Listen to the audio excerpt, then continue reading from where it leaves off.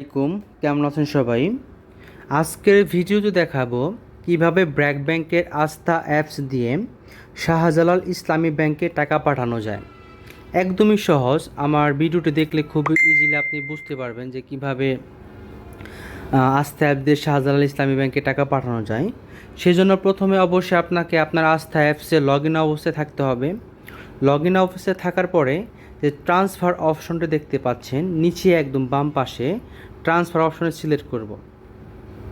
যেহেতু শাহজালাল ইসলামী ব্যাংক একটি অন্য ব্যাংকের প্রতিষ্ঠান, তাই আমরা যে আদার ব্যাংক অপশন আছে আদার ব্যাংক অপশনটিতে ক্লিক করে নেক্সটে সিলেক্ট করব।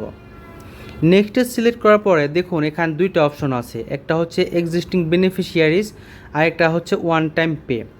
আপনি চাইলে আপনার অ্যাকাউন্ট নাম্বারটি সেভ করে তারপরে টাকা পাঠাতে পারবেন। আবার যদি চান যে আপনি ইনস্ট্যান্ট টাকা পাঠাবেন নাম্বারটি সেভ না করে, তাহলে ওয়ান টাইম পেতে সিলেক্ট করে এরপর টাকাটি পাঠাতে হবে। ওয়ান টাইম পে সিলেক্ট করার পর এখানে আবার অনেকগুলো অপশন চাইবে। দেখুন এখানে কতগুলো অপশন আছে। টাকা ট্রান্সফার করার জন্য তিনটা অপশন আছে, যেমন instant transfer, regular transfer, high value transfer. হ্যাঁ, ইনস্ট্যান্ট ট্রান্সফার মিনস আপনি যদি টাকাটি এখন ট্রান্সফার করেন সাথে সাথে চলে যাবে, লাইক মোবাইল রিচার্জের মতো। আর যদি রেগুলার ট্রান্সফার করেন, রেগুলার ট্রান্সফারে আপনার 48 ঘন্টা থেকে 72 ঘন্টার সময় নেবে টাকাটি প্রসেস হতে। আর হাই ভ্যালু ট্রান্সফারটা হচ্ছে এটা হচ্ছে বিগ অ্যামাউন্ট, ধরুন 10 লাখ, 20 লাখ, 50 লাখ টাকা যে বিগ অ্যামাউন্ট আছে, সেই অ্যামাউন্টের জন্য আমরা বেসিক্যালি আরটিজিএস বা হাই ভ্যালু ট্রান্সফারটি সিলেক্ট করি। আমরা যেহেতু অল্প অ্যামাউন্ট টাকা পাঠাবো সেই জন্য আমাদের ইনস্ট্যান্ট ট্রান্সফার সিলেক্ট করে রেখেই দেন আমাদের নেক্সট অপশনগুলো সিলেক্ট করতে হবে। যেমন এখন প্রথম অপশনটি আছে সিলেক্ট অ্যাকাউন্ট নাম্বার। আপনি কোন অ্যাকাউন্ট নাম্বার থেকে টাকা পাঠাবেন, মানে আপনার নিজের অ্যাকাউন্ট থেকে টাকা পাঠাবেন ব্র্যাক ব্যাংকের অ্যাকাউন্ট। সো এই ব্র্যাক ব্যাংকের অ্যাকাউন্ট নাম্বারটা এখানে সিলেক্ট করতে হবে। এরপর দেখুন এখানে একটি অপশন আছে অ্যাকাউন্ট নাকি কার্ড, ক্রেডিট কার্ড।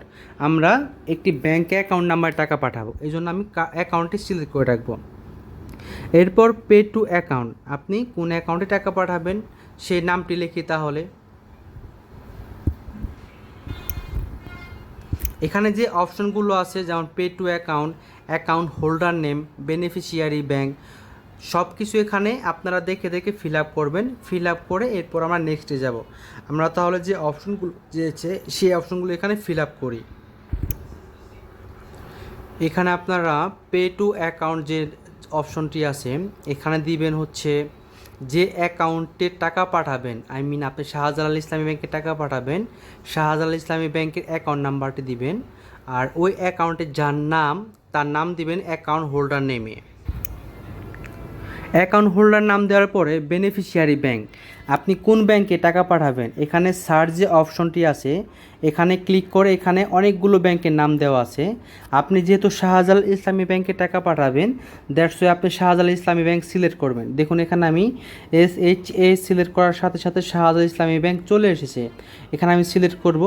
সিলেক্ট করার পর এখানে সব তথ্য মোটামুটি হয়ে গেল। হ্যাঁ, এখন আপনি কত টাকা দিবেন আমি এখানে অ্যামাউন্ট দিলাম। আর এই বিডিটি অপশন আছে, বিডিটি থাকবে। রিমার্কস আপনি কিছু চাইলে দিতেও পারেন, চাইলে নাও দিতে পারেন। আমি যেমন ফাদার লিখলাম, আমি আব্বুকে টাকা পাঠাচ্ছি, বাবাকে টাকা পাঠাচ্ছি।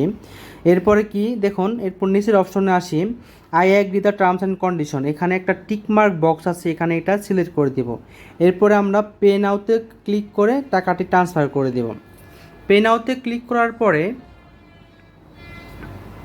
দেখুন পে নাও সিলেক্ট করলাম।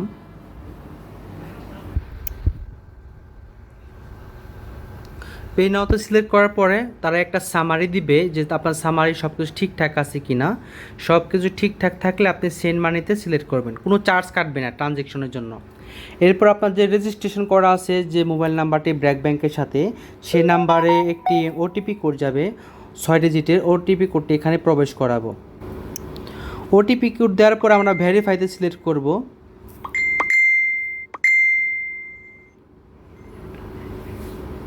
দেখুন এখানে ভেরিফাইতে সিলেক্ট করার পরে ব্র্যাক ব্যাংক থেকে আপনি শাহজালাল ইসলামী ব্যাংকে টাকা পাঠালেন, এটা একদম সুন্দরভাবে প্রসেস হয়ে যাবে। এরপর দেখুন আপনারা একটি SMS আসবে, SMS দেখতে পারবেন। আর এখানে একটি ইনভয়েস দিবে বা আপনাকে মানি রিসিপ্ট দিবে, চাইলে আপনি মানি রিসিপ্টটি এখান থেকে শেয়ার করতে পারবেন। আবার আমি যে বেনিফিশিয়ারি অপশন বলেছিলাম, চাইলে আপনারা টাকা পাঠানোর পরে অ্যাকাউন্টে বেনিফিশিয়ারি করতে পারবেন। ইভেন আপনারা এটা ডাউনলোডে ক্লিক করে ডাউনলোড করে রাখতে পারবেন। এটা ডাউনলোড হয়ে গিয়েছে অলরেডি পিডিএফ ফাইল আকারে। ধন্যবাদ সবাইকে। আপনারা যদি বুঝে থাকেন আলহামদুলিল্লাহ, আর যদি কেউ না বুঝেন প্লিজ আপনাকে কমেন্টের মাধ্যমে জানাবেন যে কোথায় বুঝেননি বা কীভাবে কী করতে পারে আপনাদের জন্য। ধন্যবাদ সবাইকে।